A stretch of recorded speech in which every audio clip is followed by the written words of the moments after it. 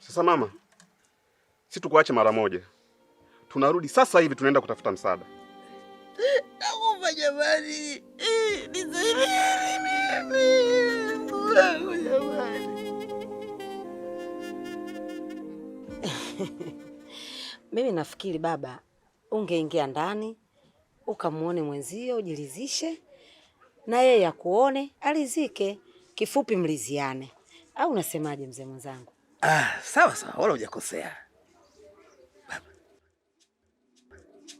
nenda ndani. Jembe langu hilo.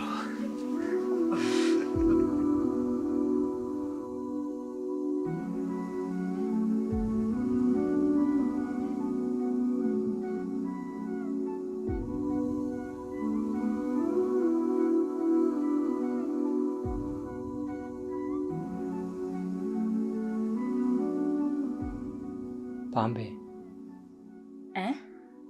Nimesema habari.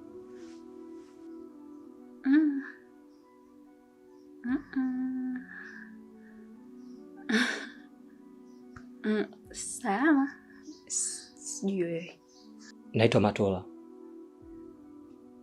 Na ndo mwanaume ambaye natarajia kukuoa. Nimekuja hapa ili tuweze kuonana. Lakini pia kuna maswali nataka nikuulize. Uko tayari kuolewa na mimi? Ndiyo, nimekubali. Na unaweza kuvumilia matatizo yangu na kutunza siri za ndoa kutokuzitoa nje? Ndiyo. Kama mwanamke niliyofunzwa nikafunzika, nitaweza kufanya hivyo. Anyway, natumai itakuwa hivyo.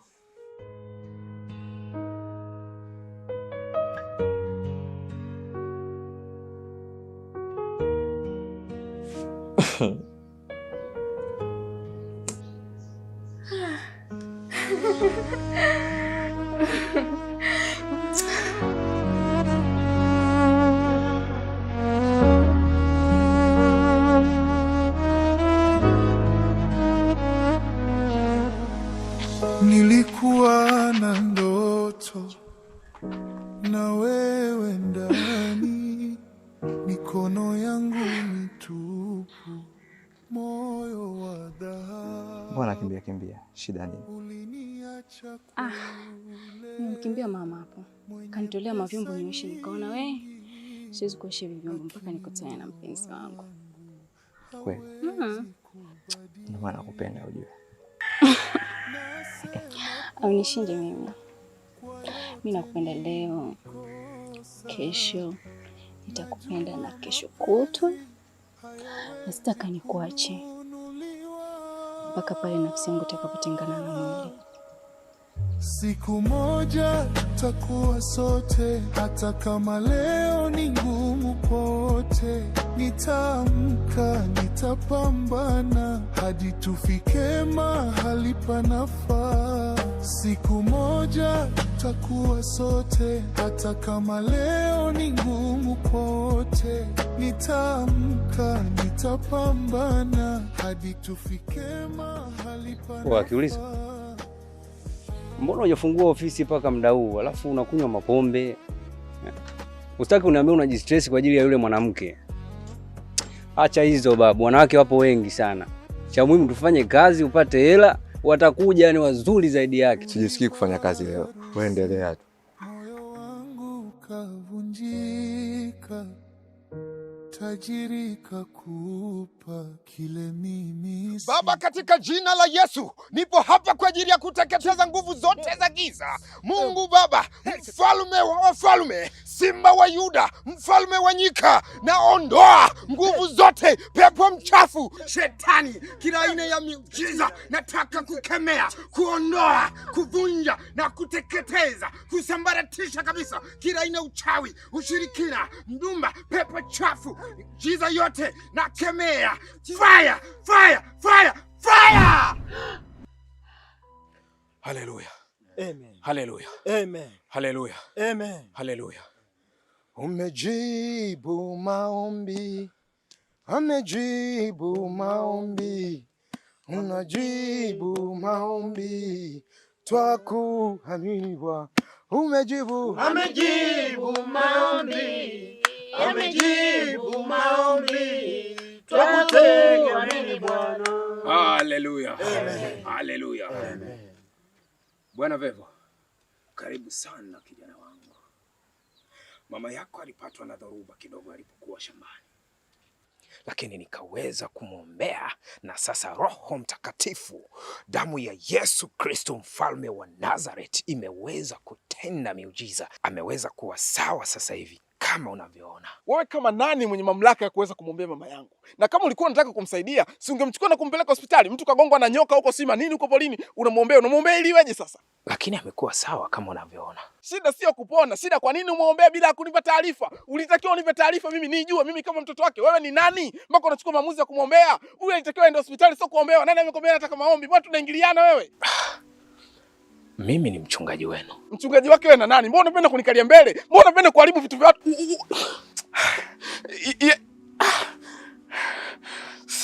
Bwana Vevo, wala sipo hapa kwa ajili ya kukukalia kwa mbele. Na nilifikiri ungefurahi kuona hali ya mama iko sawa kama mwanzo, lakini nashangaa kuona kwamba haujafurahishwa na maombi yangu mimi kama mchungaji wenu. Wewe unafikiri hana ndugu huyu, hana watoto mpaka unanichanganya. Mchungaji, ana shida gani?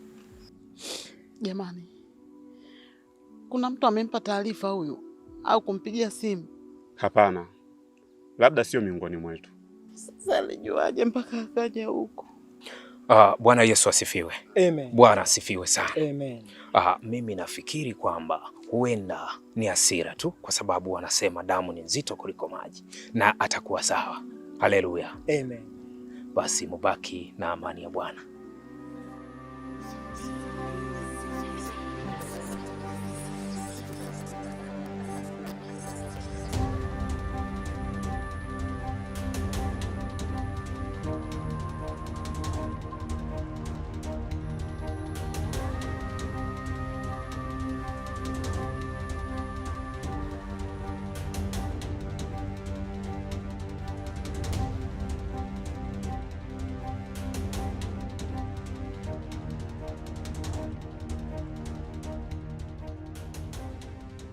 Mbona umechelewa mganga? Haikuwa rahisi mkuu, mpaka kuweza kumpata huyu mtoto. Kafara hii utakayoifanya itakupa nafasi ya kuishi miaka 5 na kuenjoy utajiri wako. Na baada ya kuisha miaka 5, itakupasa utoe kafara nyingine. Kama usipofanya hivyo, basi itagharimu uhai wako.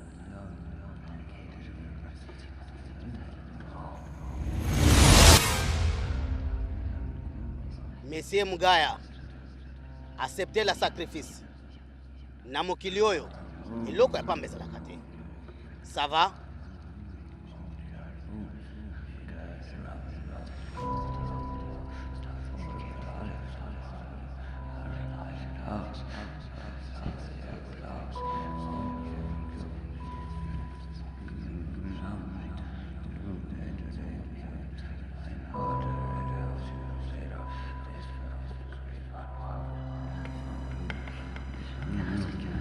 Twange mtoto wako.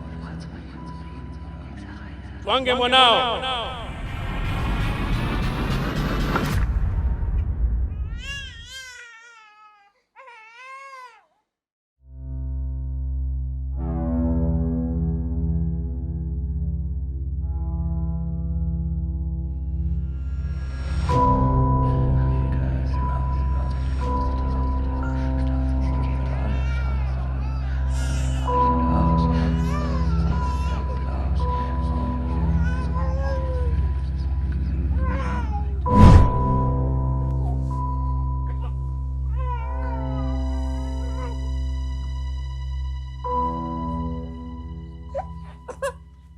siku zilizobaki ni nyingi sana mume wangu. Huwezi kufanikisha hicho unachotaka kufanya. Na ukizidi kufosi, utajikuta unatangulia kabla ya siku zako. Kwa sababu sitokubali mtoto wangu kafara.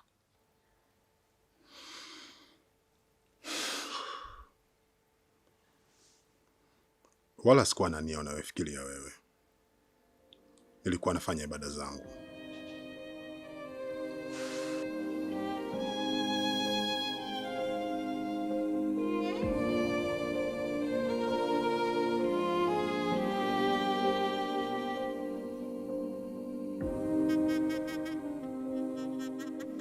Kwanza pole sana Vevo. Lakini pia ni kipi ambacho kimekufanya mpaka ukapelekea kumpatia mama yako maradhi? Unaelewa mkango, isingekuwa rahisi mimi kuweza kutimiza ile sharti. Sasa nimejaribu kufanya vile ili mradi niweze kuwa karibu na mama yangu, niweze kumpelekea misaada, nionekane namsaidia, ili kwenye huo wakati ambao namsaidia akidhani kwamba namsaidia niweze kutimiza azma yangu. Sasa anapokuja mtu kuharibu mpango wangu, it means huyo ananipandia kwa juu. Ninachoweza kumfanya yule mchungaji na atajutia. Kama utojari, kuna kitu ambacho nahitaji nikushauri.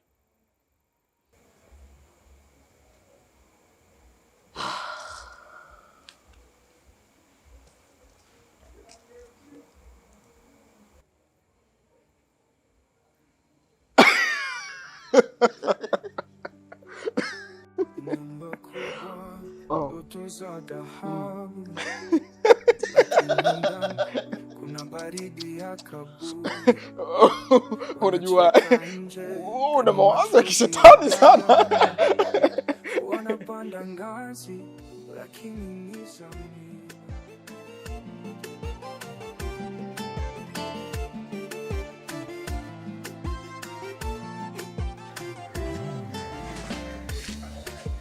Odi. Odi.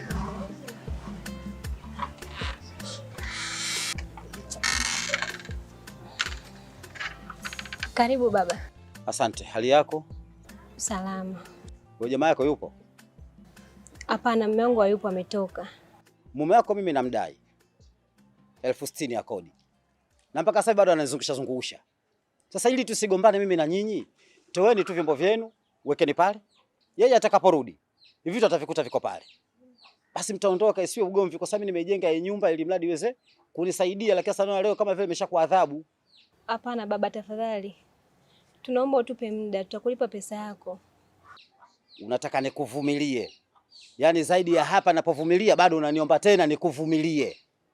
Sasa nisikilize mama. Mume wako na muda hela kidogo sana, ni 60,000.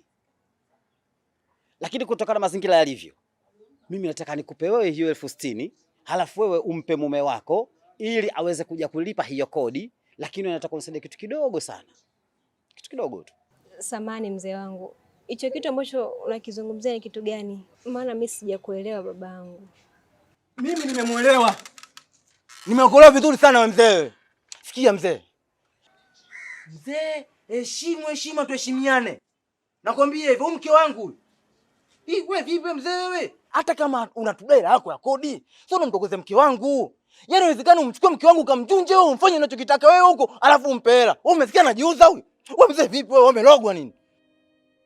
Sikiza kwamba kitu kimoja. Na maana kumbe ulikuwa umejificha ndani. Na ndio maana mimi nikaongea kwa makusudi. Nilijua kabisa kwamba wewe unajificha kwa sababu hutaki kunilipa kodi yangu. Unataka hela yangu. Umefanya kusudi wapi? Wewe mzee, mimi nakujua vizuri, wewe ni mshenzi. Yaani ni malaya. Unamtaka mke wangu. Ndio. Kwanza mdaiwa afungwi. Na kushangaa tu unatunyanyasa jumba lako hili. Na ukiendelea kumtia tafashi, nitakutia makofi. Ulipiga katika mji wangu. Nakupa masaa 24. Toa kila kilicho chako huko ndani. Ufanye safari, sitaki matatizo. Kenge wewe. Sivyo mke wangu. Kwani alikuwa anamaanisha nini mume wangu? Mke wangu. Hebu acha ujinga basi. Wewe kipi usichokielewa wewe hapa? Mimi sikuwa nauliza tu.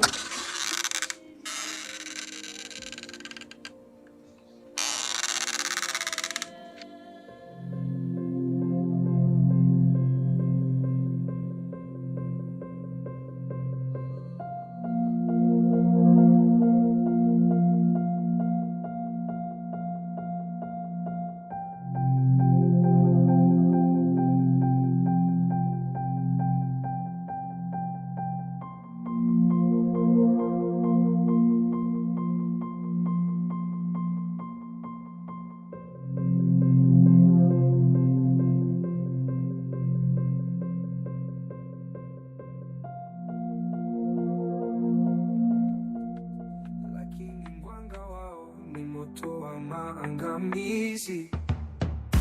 Big Boss, je, thamani iko wapi? Big Boss, maisha yamekuwa shubiri.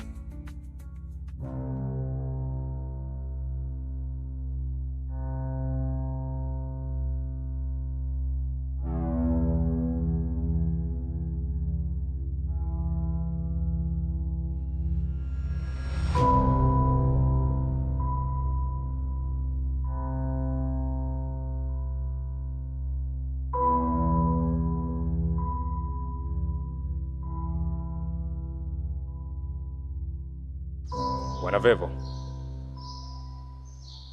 kumbe ni wewe kijana wangu. Umewezaje kuingia humu hali ya kuwa mimi ndo mtu pekee mwenye funguo za humu kanisani? Hicho sicho kilichonileta hapa. Kuna jambo nahitaji kujadili na wewe.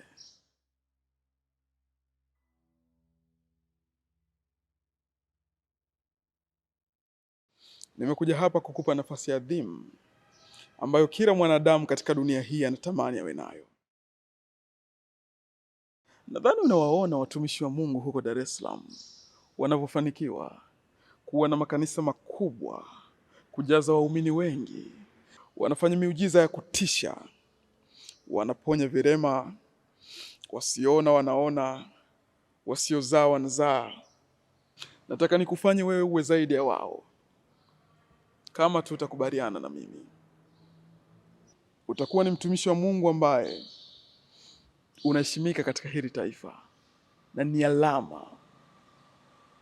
Utakuwa na branchi tofauti tofauti za makanisa na miujiza yako itaponya wengi. Nakupa muda wa kufikiri, na baada ya huo muda nitarudi kupata majibu yangu.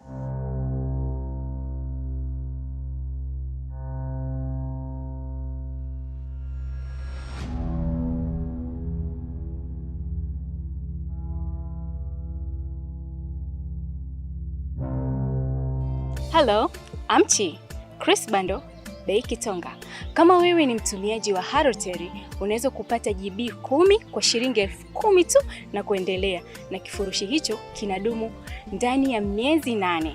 Utaratibu wake ni mrahisi sana. Unatuma hela, anakuunga kwa uaminifu mkubwa sana.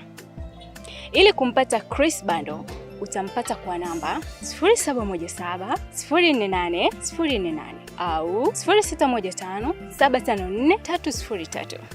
Chris Bando, bei Kitonga.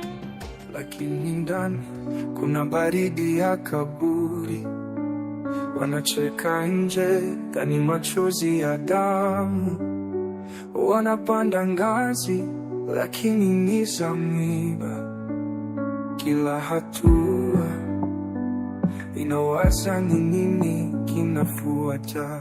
Big Boss, je, thamani iko wapi?